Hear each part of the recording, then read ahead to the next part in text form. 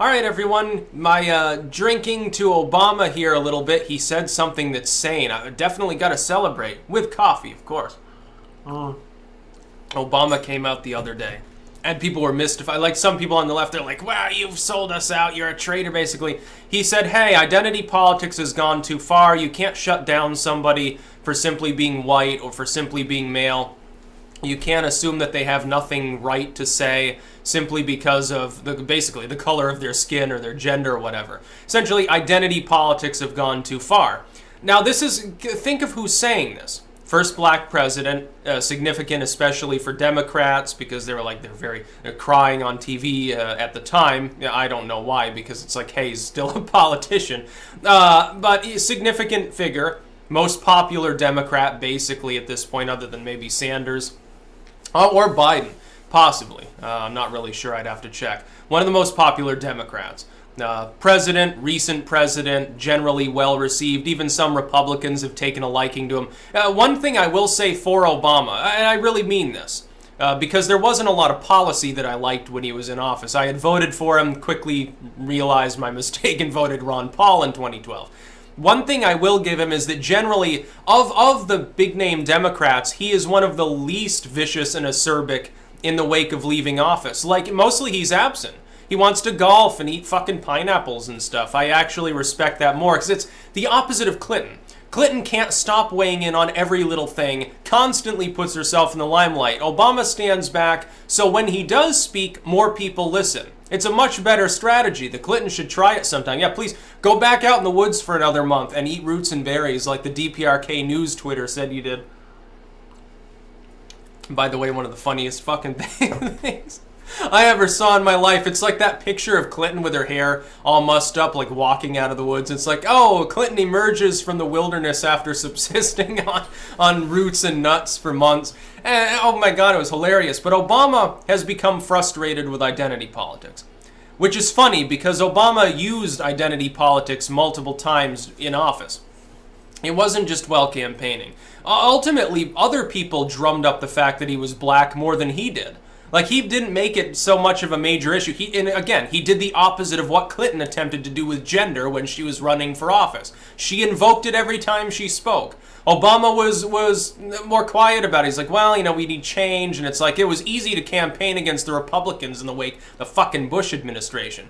The biggest use for Obama of identity politics sort of fell flat. And it's illogical. And I pointed this out, I think, at the time. Towards the middle of his second term, he's like, well, my approval's lower now because of, some of it's due to racism. And I'm thinking to myself, your approval can't decline due to racism. Because if a person is racist and doesn't like you because you're black, they never approved of you to begin with because you're black. So that it doesn't calculate. It doesn't make a lot of sense. It's like Clinton blaming sexism for why she lost. Bullshit. Yeah, college-educated white women voted for Trump too, so it had nothing to do with that. You're stupid. It has nothing to do with gender. It had to do with you appeared to want to start a nuclear war. That's why people didn't approve of you, because she probably would be elected now. It looks like approval of having a nuclear Armageddon over Russia has significantly inclined over the last few months. So maybe she should run in 2020. Hell, maybe we will get a President Hillary Clinton. Just because she says, hey, I will nuke Putin. I will kill everybody. Apparently that'd be a popular line to use for the left, at least. Youth turnout near 80% as Clinton threatens Russia again for the third time this week. But Obama's frustrated with him.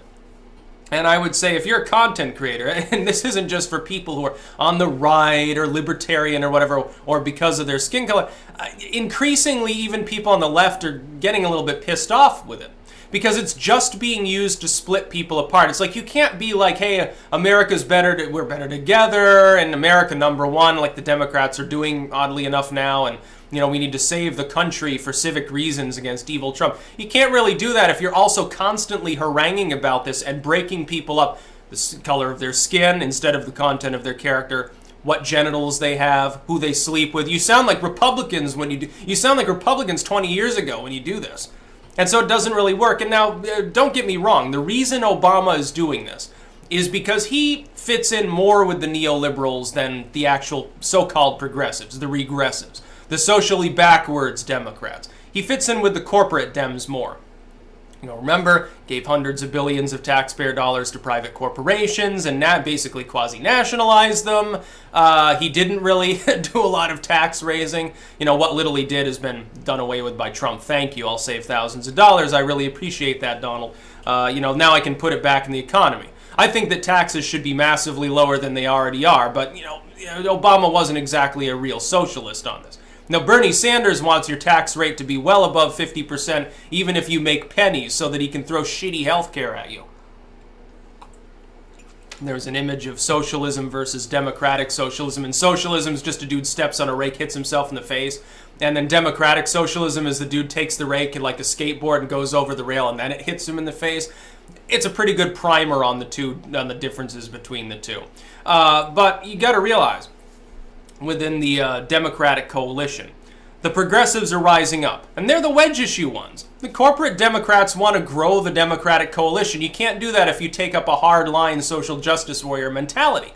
Obama's a good strategist. He fucking knows this. He waged several presidential campaigns, highly successful in congealing the Democrats. Now he looks at them and he says, well, all of the progress I made in growing the Democratic coalition has been basically destroyed by a bunch of college kids.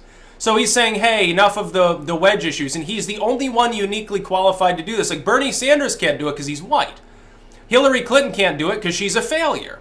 And the progressives won't do it because they can only get elected with wedge issues. The problem is, and I've pointed this out like 5 times, the progressives are so short-sighted, and this is the Democrats' dilemma right now. The neoliberals are too boring to campaign and win. So, fuck them. And the progressives, they don't seem to realize if you're running in New York City or San Francisco or Vermont, you can be a progressive and win an election.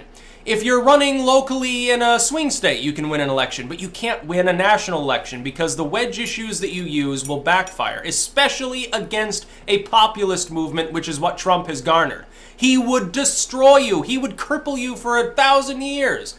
You'd look really, really dumb and really, really weak, and you've already come off of one catastrophic loss election in 2016. Another one would seal your doom. You would definitely schism as a party. The Greens would rise up and absorb millions of progressives. I guarantee it. The Libertarians and Greens might end up reabsorbing what used to be the Democrats.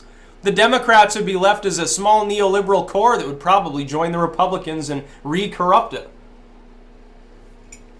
I'm not kidding you, dude. You could destroy your entire political party, that's gone back for several centuries. It could be destroyed completely. But Obama's doing this for opportunistic reasons. Make no mistake. He's not doing it because he actually has like a moral component. He's doing it to save the Democratic Party. The far left would be good to listen to him. And trust me, it's a good idea to listen to what Obama's saying, because the other possibility is you steadily erode your support among more and more groups of people that used to be within the Democratic Party. You've suffered losses with Hispanic voters, despite calling the current Republican president a virulent bigot. You've suffered a deficit with female voters, despite having a female candidate. She got less of the female vote than Obama did, despite the fact that she was a female candidate and talked about the issue. Doesn't that tell you something is catastrophically wrong with your attempts? That the wedge issue has stopped working? Gender and race are going to stop working for the far right, too. It's not going to work, dude. It's just not. It's not pragmatic to make that the basis of your worldview. People generally don't, if they're not under significant financial stress, they would rather focus on pragmatic solutions to issues. Like there's an immigration crisis, but going hardline white nationalist isn't going to solve the issue. It simply won't. It's not pragmatic because you're never going to have enough of a coalition to impose your policy proposals. It's not going to happen. The social justice warriors, by hook or by crook, will eventually learn the same thing. But they're not learning it right now. Some of them are calling Obama a sellout. Oh, how dare Obama say that a male should have an opinion? Oh my God, no, I can dismiss your opinion too, Mr. You're like suicidal as a party if you're whining and dining these people. The poor Democrats, they're not learning from their 2016 mistake. I keep trying to, I've told you, I'm giving advice to people who I myself can't at the moment even think about voting for. And they're still going to take it and just throw it in people's faces. Well, Barack Obama's saying the same thing. You're going to ignore him too. Most of the progressives will not admit that he's right. They'll say, no. They're going idealistic as opposed to pragmatist. Therein lies the problem of every fringe or outside movement in political history. If it's too ideological, not willing to compromise or temper itself at all, one of two things happens. Social alienation, situationally like Weimar Germany mode, continues to rise, the fringe grows anyway, crushes the center, street fighting and revolution erupts, and you get generally violence, and hopefully a liberal movement comes along and saves you, but most often not. Or the movement collapses itself. We saw this with the Tea Party movement. Where's the Tea Party these days? Where are all the Tea Party candidates? They've just become, the ones that are still there are now Trump populists. He made them over in their image. The rest got voted out or resigned or whatever. There's no more Tea Party. Glenn Beck's, Tea Party publication, The Blaze, downsizes. Shapiro was going to buy it. Ben Shapiro's parent company was supposed to spend $20 million buying The Blaze. The Blaze, which is up in flames at the moment, and not for a good reason. Deal fell through. They're like, what's in it for us? We get a shitty, worthless brand. Glenn Beck, poor dude, is now stuck with a bankrupt publication that he can't even probably pay for long term. There's the Tea Party. It's a microcosm of what happened to the upsurge of the anti-Obama right in 2010. It completely disappeared. Now that Obama's gone, there's nothing to buoy it up. Now you've got Trump. And then the problem is this progressive movement only is continuing to kind of rise in popularity because Trump's in office. It's the same problem that they have with the tabloid strategy of the lamestream media. Once Trump is gone, once he's no longer making policies, once the boogeyman of the far right, Trump's nativism, he hates people, he's Hitler. Once it turns out he hasn't destroyed the country and things move on and he's no longer in office, what are they going to talk about? Where's the outrage? They've gotten people addicted to constant injections of outrage. It's like a drug. It's like heroin to them. Where's it going to come from? The next time they have to find another boogeyman thereafter. Who's it going to be? Who's the next political boogeyman? Probably end up being a Democrat. the neoliberal. It'd be funny. I have to say, Obama, at the very least, is occasionally amusing, and he's more strategically coherent than any people on the far left. More coherent than a Bernie Sanders or something. I don't even like the dude. Say what you want about him. At least he understands political strategy. At least he understands campaigning. The Democrats might end up losing control in the Senate, despite the fact that they've got a 10-point lead almost in the generic ballot.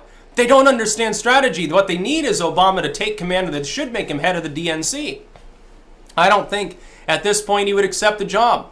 Mostly he wants a hands-off approach. How much did they have to, by the way, fucking pay him to get him to weigh in on this? I don't even know. It's one of those situations where Obama, he just wants to sit it out. He doesn't want to be part of it. And part of it, I think, is this. He looks at the Democratic Party, and he honestly, by the way, the cat is singing out in the hallway, so, there's nothing I can do about it. You're probably hearing it a little bit. It's very unfortunate. She must be a Democrat. She's trying to askew the video. Obama just wants to sit it out.